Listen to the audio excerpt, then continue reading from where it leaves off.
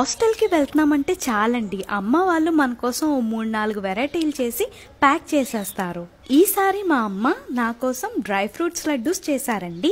ఎంతో హెల్దీగా ఉండే ఈ డ్రై ఫ్రూట్స్ లడ్డూస్ చేసుకోవడానికి ముందుగా కడాయిలో గుప్పెడు గసగసాలు వేసుకొని దోరగా వేయించి పక్కన పెట్టుకోవాలి. ఇప్పుడు అదే కడాయిలో 4 టేబుల్ స్పూన్ల నెయ్యి వేసుకొని అది వేడెక్కిన తర్వాత తరిగిన బాదం పప్పు, పిస్తా, జీడిపప్పు, వాల్నట్స్, గుమ్మడి గింజలు వేసుకొని 5 నిమిషాల పాటు దోరగా వేయించి పక్కన పెట్టుకోవాలండి. ఇప్పుడు అదే కడాయిలో కిష్మిష్ని కూడా వేయించుకోవాలి. ఈ లడ్డూస్ బైండింగ్ కోసం మనం అంజీర్ మరియు ఖర్జూరం యూజ్ చేస్తున్నామండి.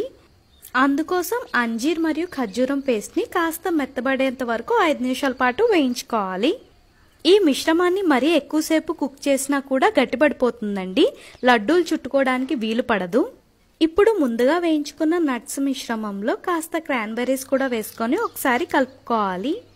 అలాగే గోరువెచ్చగా ఉన్న అంజీర్ ఖజూర్ మిశ్రమాన్ని వేసుకొని పదార్థాలన్నీ కలిసేలాగా బాగా కలుపుకోవాలి. ఇలా కలుపుకున్న మిశ్రమాన్ని కొద్దిగా తీసుకొని ఉండల్లాగా చుట్టుకుంటే డ్రై ఫ్రూట్స్ లడ్డూస్ తయారు.